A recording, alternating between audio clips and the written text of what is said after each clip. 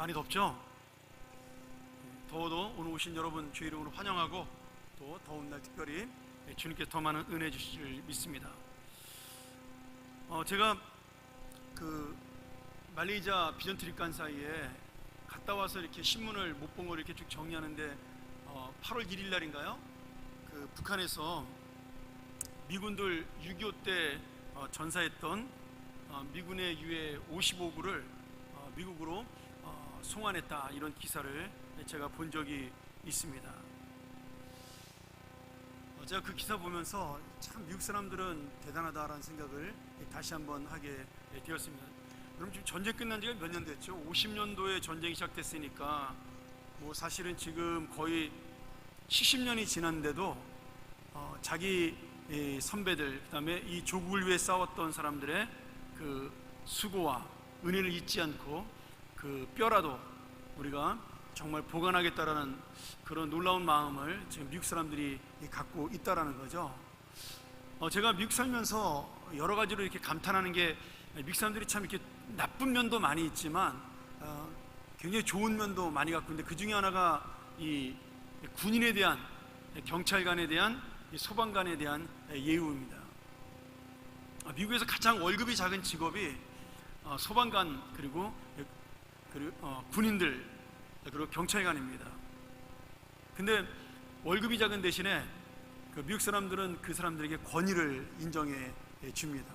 존경하고요, 굉장히 사랑하고 아껴주는 그런 모습을 볼 수가 있습니다.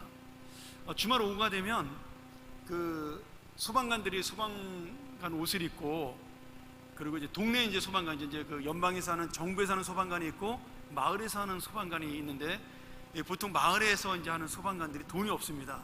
왜냐하면 그 동네 기부금으로 운영이 되기 때문에 토요일마다 봄, 가을에, 여름에는 더워서 못하고 이제 봄, 가을 되면 자신들이 신는 장화를 가지고 길 한가운데 서서 신호등에 차가 걸리면은 거기다가 이제 소방복을 입고 도네이션, 이제 기부금을 받습니다. 그럼 거기다 뭐 1달러도 넣고 5달러도 넣고 이렇게 해서 돈을 받는데, 우리나라 같으면 말도 안 되는 얘기지만 미국에서는 그것이 이제 너무나 당연하게 주말에, 봄, 가을에 있는 아주 연례 행사죠. 그리고 또 월급이 워낙 작기 때문에 그렇게 해서라도 필요한 물건들을 살 수 있도록 도와주는 겁니다. 그리고 또 이제 1년에 한 번씩 경찰에서 전화가 옵니다. 35불짜리 또는 25불짜리 그 뒤에 보면 마크, 요만한 동그란 마크가 있는데 그 마크를 붙일 테니까 경찰 가족에게 쓸 수 있는 돈을 기부해달라고 전화가 옵니다. 저도 한 번인가 두 번인가 했던 기억이 나고요. 실제로 그걸 붙이고 다니면 경찰에 잡히면 경찰이 봐줄 때도 있습니다. 그 돈은 온전히 경찰관 가족을 위해서 쓰는 돈이기 때문에 경찰들이 굉장히 고마워합니다. 다 월급이 작기 때문에 이제 그런 일들이 벌어지는데, 대신 그분들의 권위와 존경에 대해서는 뭐 굉장히 말도 할 수 없을 만큼 사람들이 인정을 해주죠. 제가 예전에 그 공항에 한번 누구를 마중 나간 적이 있었는데, 그때 이라크에서 그 텍사스 주립대 출신 군인들이 5명인가가 그 기욱하는 그런 날이었어요. 근데 그 학교에서 학교 밴드부를 동원해 가지고 그 사람들이 기욱하는 것을 환영하는 모습을 공항에서 볼 수가 있었습니다. 그리고 그 군인들이 제일 먼저 나갈 수 있도록 도와주고 양보해주고, 그리고 모든 거기 있는 그 시민들이, 그 군인들이 공항에서 나올 때 빵빠레가 울리면서 축하의 박수를 쳐주는, 뭐 얼굴도 모르고 아무것도 모르는 사람들이지만 그걸 보면서 야, 참 정말 미국에서는 군인 할 만하다, 이제 그런 생각이 든 적이 있습니다. 그러니까 55년이 지나서 70년이 지났어도 미국 사람들은 이 죽은 유골이라도 우리 조국을 위해 싸운 사람들이니까 찾겠다라는 그런 존경심을 보이고 있는 거죠. 미국에 큰 행사를 하면 항상 큰 행사는 가운데 자리에 영어로 그런 표시가 되어 있습니다. 그 empty seat for 파우미아라는 이렇게 영어로 써 있는, 우리나라 말로 쉽게 표현하면 그 전쟁포로와 그 다음에 전쟁에서 실종된 장병 의자, 이런 뜻으로 이렇게 비어 있는 빈 의자들을 가장 중앙에 앞에 잘 보이는 자리에 놓습니다. 거기는 물론 아무도 못 앉는 거죠. 왜냐하면 전쟁에서 전사한 사람들의 자리고 실종된 장병들의 자리이기 때문입니다. 근데 국가 행사를 하면 그 자리를 비워놓고 항상 큰 행사와 기념식을 합니다. 그러니까 모든 국민들이 이 조국을 위해 싸운 사람들에 대해서 잊지 않겠다라는 그런 마음을 가지고 보고 있는 거죠. 그래서 스타디움 같은 데서 큰 행사를 하면 가장 좋은 자리는 항상 한 10대석 정도 이렇게 2줄 정도가 꼭 비어있는 모습을 우리가 볼 수가 있습니다. 나중에 한번 TV로 그런 기념식 할 때 한번 잘 보셔요. 왜 가운데가 비어있을까? 그 자리가 국가를 위해 싸운 군인들이, 아니면 포로로 잡힌 돌아오지 못하는 사람들, 실종된 사람들, 그런 사람들을 위한 빈 자리입니다. 그렇기 때문에 국가에 어려운 일이 닥치면 내가 이렇게 존경받고 대접을 받으니까 내가 언제든지 국가를 위해서 충성하고 죽겠다라고 생각할 수 있는 그런 사람들이, 물론 도망가는 사람도 있긴 있지만 그런 사람들이 생겨난다는 생각이 들어요. 저는 그런 부분에서 우리나라가 빨리 모병제가 됐으면 좋겠다라는 생각이 듭니다. 의무로 군대를 가니까 이 사람들이 군대 가는 걸 우습게 여기잖아요. 안 가려고 그러고. 근데 내가 정말 가고 싶어서 가는 군대라면 마음가짐이 달라진다라는 생각이 듭니다. 아직은 어려운 그런 시기지만 저는 우리나라도 좀 그렇게 경찰관이나 소방관이나 정말 군인이나 어떤 생명을 걸고 일하는 그 사람들이 존경받고 대접받는 사회가 되어야 되지 않나라는 생각을 합니다. 제가 왜 이야기를 드리냐면, 그들의 마음속에 그들이 죽었던 살았던 상관없이 우리와 그들의 우정은, 내가 당신들을 생각하는 그 마음은 절대로 끊어지지 않는다라고 말씀하고 있는 거죠. 제가 오늘 여러분하고 나눌 말씀이 바로 이 말씀입니다. 우리 한번 로마서 8장 한번 볼까요?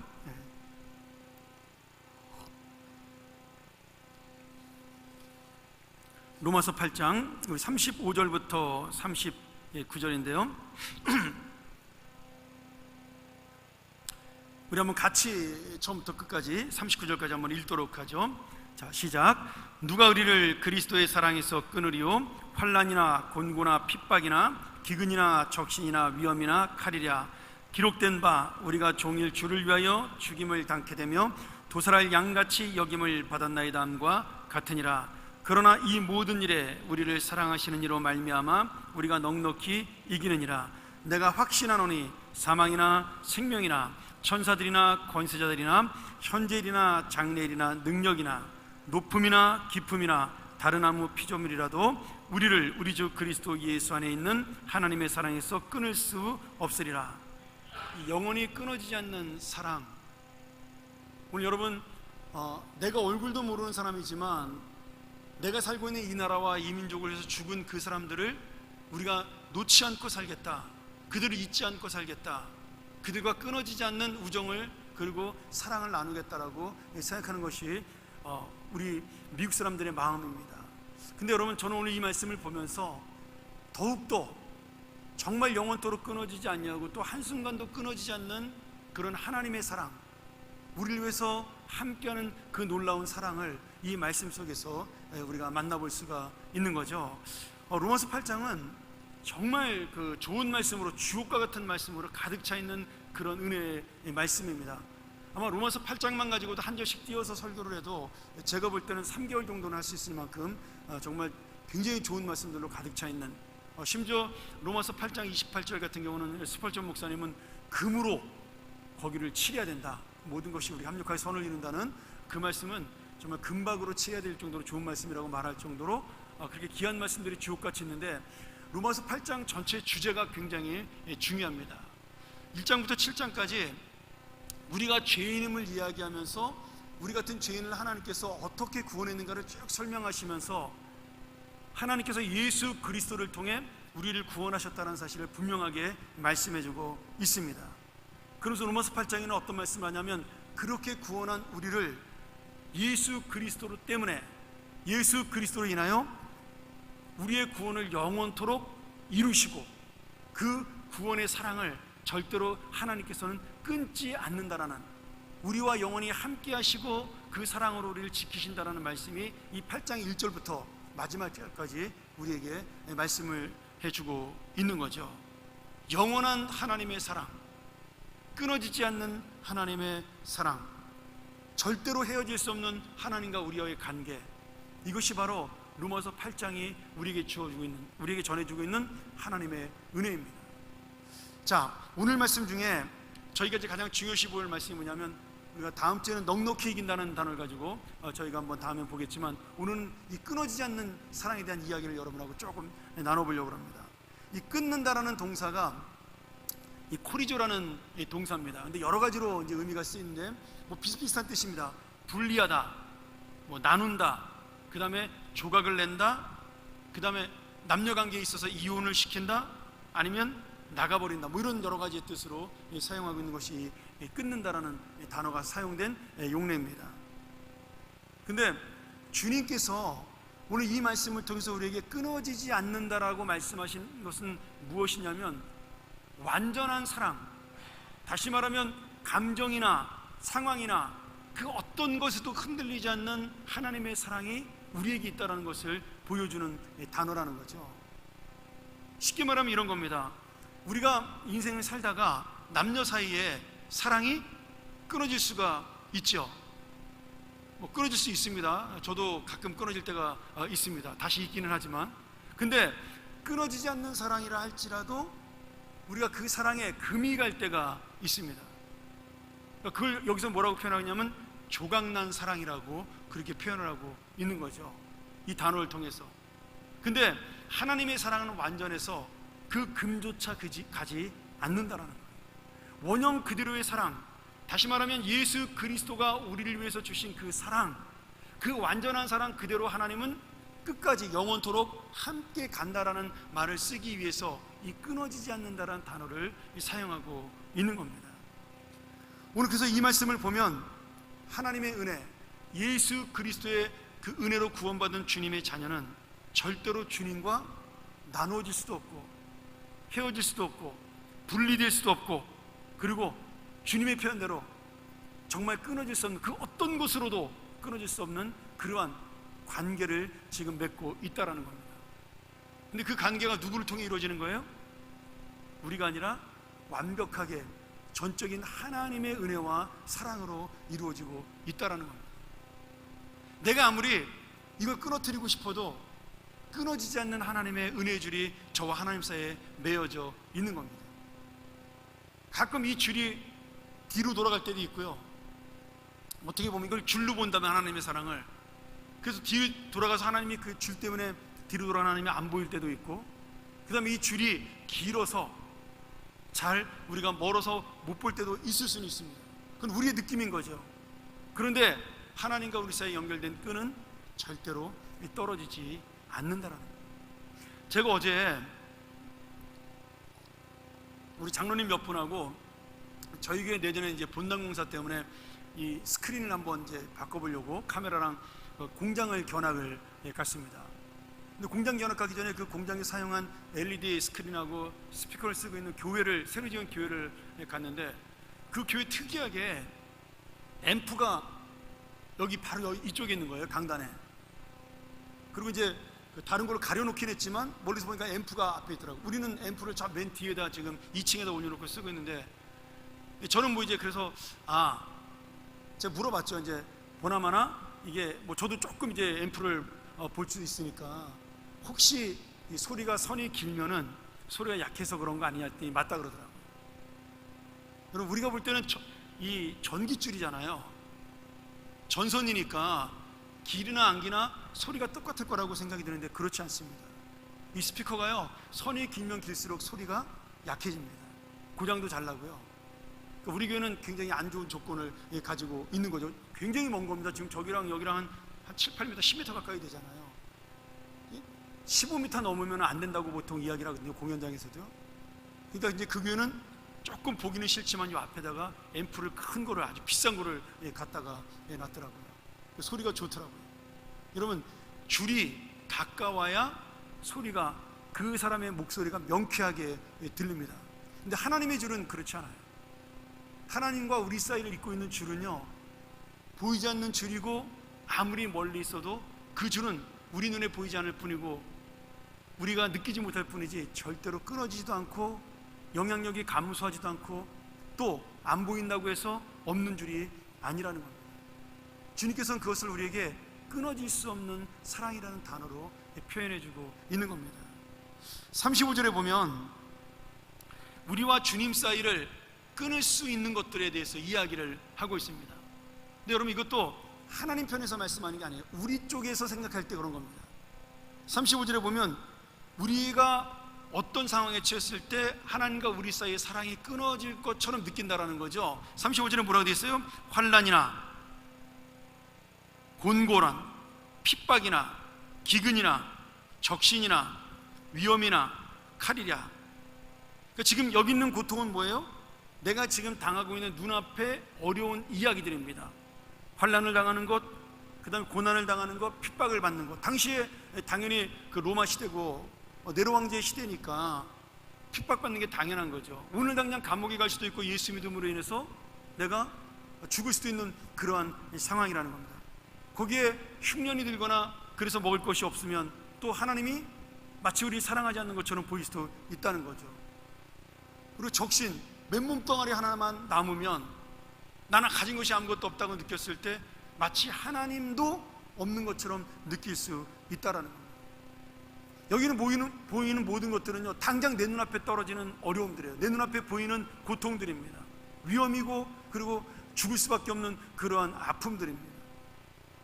우리가 볼 때는 그런 눈에 보이는 당장의 아픔과 고통들, 내가 힘든 것들을 통해서 이렇게 내가 하나님의 사랑에서 끊어질 수 있겠구나, 우리는 그렇게 생각할 수 있다라는 거죠. 그리고 그렇게 생각하지 않는다 하더라도 그 하나님의 사랑을 놓쳐서 내가 절망과 고난 속에 희망 없이 살아갈 수 있다라는 겁니다. 근데 분명히 지금 사도 바울이 뭐라고 말씀하고 있어요? 이 모든 것들이 절대로 그 주님의 사랑을 끊을 수 없다라는 겁니다. 자, 이것이 끊어지는 유일한 방법이 있어요. 하나님과 우리의 사랑의 줄. 그것이 끊어지는 유일한 방법은요, 하나님께서 스스로 그 사랑의 줄을 끊어버리면 우리 사이와 하나님 사이가 끊어집니다. 근데 하나님은 절대로 내가 너희를 버리지 않겠다라고, 너희를 내가 끊지 않겠다라고 말씀하고 약속하셨단 말이죠. 예수 그리스도의 그 죽음의 그 은혜를 통해서 주님은 이 사랑을 내가 영원토록 너와 함께 하겠다라고 말씀하셨기 때문에 주님이 절대로 그 약속을 지키는 분이니까 주님의 손으로 끊을 일은 없습니다. 그렇다면 하나님의 사랑은 우리가 볼 때 감정적으로 내가 끊어졌다라고 느낄 수는 있지만 절대로 끊어지지 않는다라는 거예요. 어느 정도냐면요, 36절에 우리가 종일 주를 위하여 죽임을 당케 되며 도살할 양같이 여김을 받았다. 이 말이 뭐냐면 시편 44편 22절의 말씀을 인용한 겁니다. 똑같은 말씀이에요. 내가 마치 지금 죽는 양처럼, 지금 도살장에서 죽임을 기다리는 양처럼, 양이 무슨 힘이 있어요? 아무 능력이 없잖아요. 그냥 주인이 죽이면 죽는 수밖에 없는 게 양입니다. 여러분, 닭은 도망이라도 가죠. 그렇지 않습니까? 제가 옛날에 시골에 그 외할머니 댁에 놀러 가면 할머니가 우리 강아지 왔다고 그 마당에서 키우는 닭을 잡아주신 적이 있거든요. 그러면 이 닭이 어느새 알고 자기 잡는 걸 알고 할머니가 칼 들고 나가면 막 이리 뛰고 저리 뛰고 막 도망을 다닙니다. 근데 여러분, 양은 그렇지 않다는 거예요. 양은 그 주인이 양을 죽이기 위해서 그를 칼을 들고 있을 때에도 가만히 그 죽음을 기다리고 있다라는 거죠. 우리가 바로 그러한 상태에 있다라는 겁니다. 너무나 기운이 없고 이 환난과 고통 때문에, 내가 어려움 때문에, 고민 때문에 정말 이제는 반항할 기운조차 없는 그런 양처럼 내가 아무런 힘도 없고 능력도 없이 그저 죽음처럼 생긴 이 고통 앞에 나를 내어놓고 기다리고 있는 그 순간에도 하나님은 우리를 그 자리에서 패배하게 만드는 것이 아니라 넉넉하게 이기게 만드신다는 거예요. 여러분, 이것이 바로 끊어지지 않는 하나님의 사랑의 결과라는 겁니다. 오늘 여러분, 우리가 이 말씀대로 한다면 우리 역시도 이 땅을 살아가는 동안 모양은 다르고 그 당시 바오 시대의 사람들처럼 상황은 좀 다르겠지만 여러 가지 어려움들을 만나면서 또 고민 속에 우리도 같이 살고 있다라는 거예요. 뭐 그때처럼 엄청난 고민은 아니라 할지라도, 당장 내가 감옥에 가고 죽음을 당하는 그런 고난은 아니라 할지라도, 오늘 우리가 당하는 이 고난도 지금 똑같은 의미로 우리를 괴롭히고 우리를 넘어뜨릴 수 있다라는 거죠. 한번 생각해 보세요. 내가 지금 하나님을 잊어버릴 만큼, 하나님에 대한 생각을 놓칠 만큼 내가 아픔과 고통이 있는가? 제가 선교 갔다 왔더니 갑자기 교회 환자가 확 늘어난 거예요. 뭐 병원에 입원하신 분들도 지금 몇 분 계시지만 뭐 입원하실 분도 다음 주에 대기자가 있고요. 수술할 분이 지금 여러 명이 지금 기다리고 있습니다. 제가 지금 휴가 가는 게 걱정될 정도예요. 너무나 순차적으로 지금 수술을 기다리고 있는 분들이 많아서. 근데 그분들이 전부 신실한 분들입니다. 봉사도 많이 하는 분들이고, 그리고 정말 진실하게 하나님을 믿으려는 권사님, 집사님들이에요. 제가 봐도 너무너무 착한, 오히려 어떨 때는 저보다 더 믿음이 좋은 그런 분들이 그런 아픔과 어려움을 당하고 있다라는 거죠. 여러분, 그때 나에게 왜 이런 고통과 어려움이 왔을까?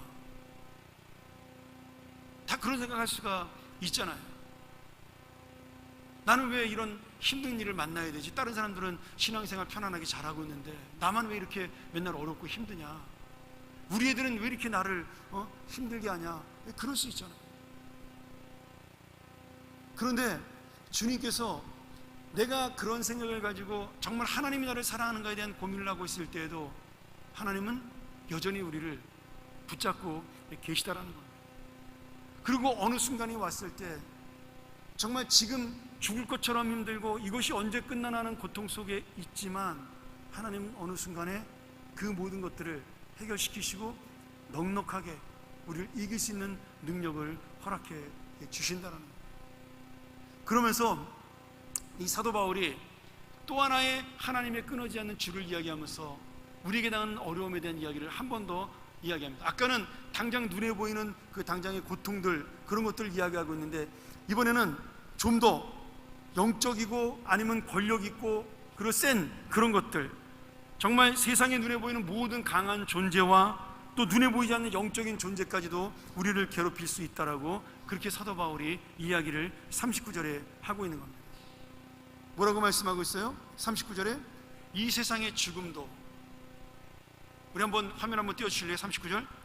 삶도, 천사도, 권세자도, 그 다음에 현재일도, 장래일도, 능력도, 높음도, 깊음도, 그 밖에 어떤 피조물도 우리를 주 예수 그리스도 안에 있는 하나님의 사랑에서 끊을 수 없다라는 거예요. 여기에 우리가 빠질 수 있는 것이 아무것도 없다라는 거예요. 죽음에서 벗어날 수 있는 사람이 아무도 없고요, 내가 살아가면서 당하는 어려움에서 벗어날 사람이 아무도 없고요, 이 세상에 내 능력을 넘어서는 천사들도 나를 괴롭힐 수 있고요, 또 이 세상의 권력자들, 권세를 통해서 지금 사도 바울이 당하는 어려움이 그런 거 아니겠어요? 복음을 전한 이후로 그 권세자들에게 감옥에 있었잖아요, 로마에서. 또 내가 현재 당하는 고통 속에서 벗어날 수가 없는 거죠. 내 눈앞에 미래, 장래일이 보이지 않습니다. 내 능력으로 이 모든 것들을 해결할 수가 없는 거예요. 어떤 높은 곳으로 가도, 어떤 깊은 곳으로 가도, 그 다음에 어떤 피조물도, 나를 괴롭히는 그 모든 것들, 그것이 나를 둘러싸고 있어도 우리를 예수님 안에 있는 하나님의 사랑에서 끊을 수 없다라는 거예요. 이 모든 것들이 정말 눈에 보이는 것이든 눈에 보이지 않는 것이든, 아니면 영적인 것이든 육적인 것이든 우리를 잠시 괴롭히고 넘어뜨릴 수는 있지만 무조건 마지막 승리와 그리고 그 열매는 하나님께서 우리에게 주신다라고 약속하고 있는 겁니다. 왜 그렇습니까? 지금 주님께서 우리를 대신해서 싸우기 때문입니다. 제가 주일날 말씀드렸잖아요. 이스라엘 백성들은 노예였는데 하나님은 그들을 노예라고 부르지 않고 뭐라고 불렀어요? 군대라고 불렀습니다. 여호와의 군대라고. 우리 이번 주 주일도 그런 말씀을 듣겠지만 그들은 손 하나 까딱 안 하지만 홍해를 건너는 이스라엘 백성들, 그리고 홍해에 수장되는 애굽의 이집트의 그 병사들을 보면서 하나님의 군대가, 용사이신 하나님이 승리로 이끌었다라고 고백을 합니다. 우리가 하는 것이 아니라 하나님이 우리를 이 승리로 이끌어 주신다라는 거예요. 왜요? 예수 그리스도가 그 안에 계시기 때문입니다. 만약에 내가 넘어지고 내가 쓰러지고 내가 무너지면 예수님의 죽음이 헛된 것이 되기 때문에 하나님께서는 그 예수 그리스도를 생각해서라도 우리를 완전히 넘어뜨리지 못하신다는 거예요. 다시 일으킬 수밖에 없다라는 겁니다. 예수님이 우리를 위해 죽었다는 역사적 사실이 있는 이상 우리는 하나님의 사랑에서 절대로 끊어질 수 없다라는 거죠. 오늘 사도 바울이 이 말씀을 하는 이유가 무엇일까요? 제가 이 말씀을 보다가 그런 생각이 들었어요. 사도 바울이 단순히 영원한 하나님의 그 구원의 약속을 설명하기 위해서 이렇게 감격적인 고백과 선포를 하고 있을까? 그냥 자기 혼자 신나서 이렇게 막 고백하며 이 말씀을 적고 있을까? 그게 아니라는 겁니다. 지금 고난당하는 그리스도인들, 지금 힘들고 어려운 삶을 살고 있는 그런 하나님의 자녀들, 예수 그리스도를 믿기는 믿지만 정말 그분을 통해 나의 삶이 새로운 기쁨으로 날마다 가득 찬다는 사실을 깨닫지 못하고 있는 모든 성도들에게 이 말씀을 가지고 우리가 좀 더 대범하고 여유롭게, 그리고 오늘 말씀대로 넉넉하게 좀 살으라고 우리에게 당부하는 말씀이죠. 정말 저도 그렇습니다. 소심한 부분이 많기 때문에 무슨 일이 조금만 있으면 저도 굉장히 힘들어하고 발을 동동동동 구르는 그런 스타일이에요. 저도 제가 생긴 건 키도 크고 그래가지고 이렇게 남자답고 사내답게 그렇게 보일지 몰라도요, 그렇지 않습니다. 제가 소갈머리가 좁아가지고요, 조금만 무슨 일이 있으면 굉장히 스트레스 받고 긴장하는 그런 스타일입니다. 근데 하나님 말씀을 보면 내가 긴장하고 그렇게 힘들게 한다고 해서 해결되는 게 없거든요. 제가 배운 건 딱 하나예요. 하나님을 믿으면서 배운 건 너 혼자 해봐야 소용없다. 그냥 기다려라. 그 말씀입니다. 여유롭게 끊어지지 않는 그 하나님의 사랑에 너는 그냥 매달려 있어라. 그 줄에 매달려 있으면 하나님이 나머지는 해결해 주신다는 거예요. 그래서 우리가 무슨 말을 들어도 무슨 일을 다녀도 정말 주님이 함께 싸우신다는 약속, 주님이 그 사랑으로 우리를 붙들으신다는 그 약속을 갖고 내가 조금은 여유롭고 대범하게 사는 것, 그것이 바로 믿음의 특권이라고 저는 믿습니다. 믿는 자의 기쁨이에요. 우리가 당장 오늘 얻는 기쁨, 그게 뭐냐면 하늘에 떨어지는 금은보화가 아니라 이 여유로움과 하나님이 주시는 대범한 믿음입니다. 왜요? 하나님을 믿기 때문이죠. 사실 어떤 때는 가장 가까운 사람이 마음을 상하게 할 때가 있습니다. 또 남들은 모르는 과거의 상처와 감정이 나를 힘들게 할 때도 있어요. 남들은 이해 못하죠. 미래의 불안과 답답한 마음 때문에 힘들 때도 있습니다. 이거는 말로 한다고 해결될 수 있는 문제도 아닌 겁니다. 근데 오늘 주님이 약속하시잖아요. 눈에 보이지 않는 그 어떤 것도, 눈에 보이는 그 모든 것도, 심지어 장래일도 현재일도 주님께서는 우리를 넘어뜨릴 수 없다라. 하나님과 우리 사이를 끊을 수 없다. 내가 너를 사랑하는 것을 절대로 그들은 나눌 수 없다라고 말씀해주고 있는 겁니다. 자, 말씀 정리할까요? 제가 이 말씀 보다가 그 누가복음 15장에 나온 탕자의 비유를 이 말씀보다 생각이 났습니다. 갑자기 그 생각이 나더라고요. 끊어지지 않는 아버지의 사랑, 하나님의 사랑을 생각하는데 가장 탕자가 이렇게 생각이 들어오더라고요. 근데 그 탕자의 그 비유를 이렇게 내가 읽다가 그 생각이 들었어요. 탕자가 그 다 망해먹고 이제는 정말 거지가 되어가지고 집으로 돌아오는데 거기 말씀에 뭐라고 되어 있어요? 우리 성경에 이제 상고가 뭔데 저쪽 집이 멀리 보이는데 거기 누가 기다리고 있다 그러죠? 아버지가 기다리고 있다라고 그렇게 표현하고 있습니다. 그 탕자가 달려오지도 못하고 주저주저 머뭇거리는데 아버지가 먼저 달려나가서 탕자를 안아주면서 잘 돌아왔다라고, 내 아들아 네가 드디어 돌아왔구나라고 반가워하는 그런 모습이 나와 있잖아요. 여러분, 탕자에게 중요한 거는요, 아버지의 집이 아니었습니다. 우리가 오해하는 게 있어요. 탕자가 거지가 돼서 돈이 다 떨어져 돌아왔으니까 이제 탕자가 아버지의 집으로 돌아오면 풍족하고 이제 옛날처럼 편하게 살 수 있다, 그런 의미로 이 말씀을 하는 게 아니에요. 탕자의 비유의 가장 큰 핵심이 뭐냐면 아버지의 집으로 돌아온 탕자가 아니라 아버지의 사랑으로 보여주는 마음. 탕자가 돌아온 것은 아버지의 집이 아니라 아버지의 마음으로 돌아온 겁니다. 아버지의 사랑 안으로 들어온 거예요. 전에 몰랐던, 철없었던 그 아들의 마음, 그리고 내가 돈만 있으면 모든 것을 해결할 수 있고 잘 살 수 있을 거라 생각했던 그런 어리석은 마음, 그런 모든 그런 어리석고 가난했던 마음, 답답했던 마음, 그런 모든 것들을, 죄악된 마음을 다 벗어버리고 어디로 돌아온 거예요? 아버지의 마음으로 돌아온 겁니다. 그래서 탕자의 비유는 하나님 아버지의 끊어지지 않는 사랑을 보여주는 가장 좋은 비유가 되는 거죠. 여러분, 우리를 하나님의 사랑에서 끊어지지 못하게 하는 것이 무엇일까요? 풍족한 아버지의 집? 아버지의 송아지? 아니면 아버지의 재산? 그런 것들이 아니라는 거예요. 탕자가 이미 아버지의 사랑 안으로 들어왔을 때 그는 모든 것을 다 얻은 겁니다. 그래서 진짜 탕자를 누구라 그래요? 큰아들을 진짜 탕자라고 그러잖아요. 둘째 아들 탕자는 아버지의 마음으로 들어왔는데 큰아들 탕자는 아버지의 마음으로 못 들어오고 뭘 보고 있어요? 아버지의 재산을 보고 있다라는 거예요. 아니, 아버지 나를 위해서는 새끼돼지 한 마리도 잡아주지 않더니 저렇게 방탕한 아들이 돌아오니까 송아지를 잡아줘요? 지금 물건으로 비유하고 있는 거예요. 아버지의 재산을 가지고 아버지의 사랑을 비교하고 있는 겁니다. 그래서 어떻게 보면 큰아들이 진짜 탕자인 거예요. 아버지랑 같이 살면서 그 모든 것이 다 자기 것이고 아버지의 사랑이 자기 것임을 누리지 못했던 가장 불쌍한 사람이 바로 그 큰아들입니다. 오늘 여러분, 우리가 예수 믿으면서 정말 불쌍한 큰아들처럼 살 수가 있어요. 나는 이것도 없고 저것도 없고 예수 믿으면서 뭐가 없기 때문에 나는 정말 답답해, 이러신 분들 있잖아요. 아니, 내가 누구한테 가서 남에게 예수 믿는다고 자랑도 못해. 왜? 난 너무 가난하게 살고 힘들게 사는데 이렇게 지질이 궁상으로 살면서 내가 예수 믿는다는 남들이 하나님의 은혜가 되겠어? 난 그래서 그런 얘기 잘 못해. 이게 가장 가난하고 불쌍한 영혼인 거예요. 여러분, 그까짓 거 있으면 어떻고 없으면 어때요? 우리가 아버지의 사랑을 알고 있잖아요.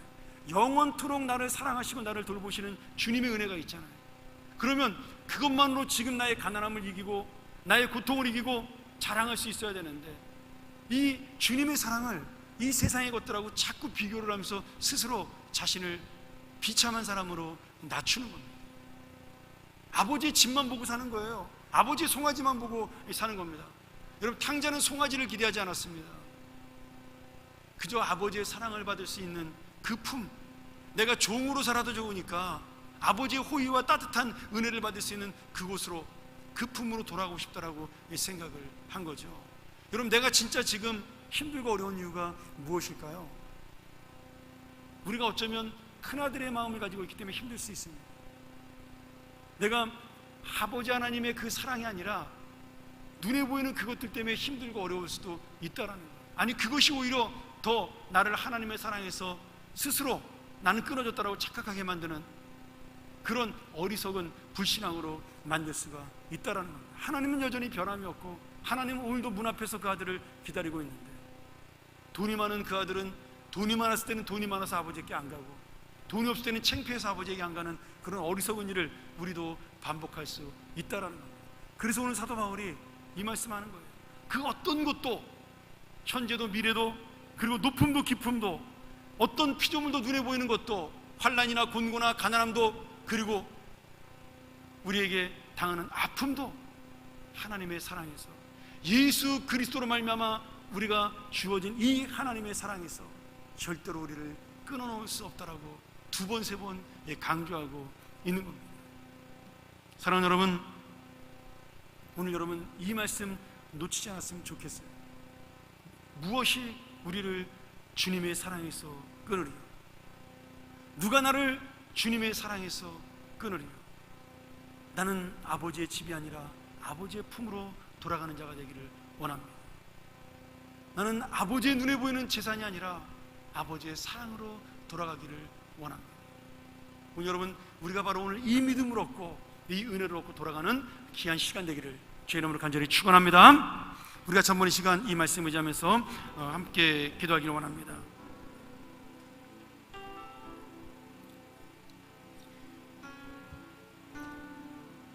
오늘도 우리가 이 자리에 주님을 붙들기 위하여 나왔습니다. 여러분, 주님을 붙들기 위해 나온 것이지 주님이 주실 것을 붙들기 위해 나온 것이 아닙니다. 오직 하나님을 붙들고 있으면 나머지는 주께서 해결해 주실 것입니다. 내 미래의 계획까지도 주 앞에 맡길 때 주님은 우리에게 하나님의 길을 열어 주실 것입니다. 내 자녀까지도 주님 앞에 맡길 때 하나님은 그 자녀의 문제까지도 해결해 주실 것입니다.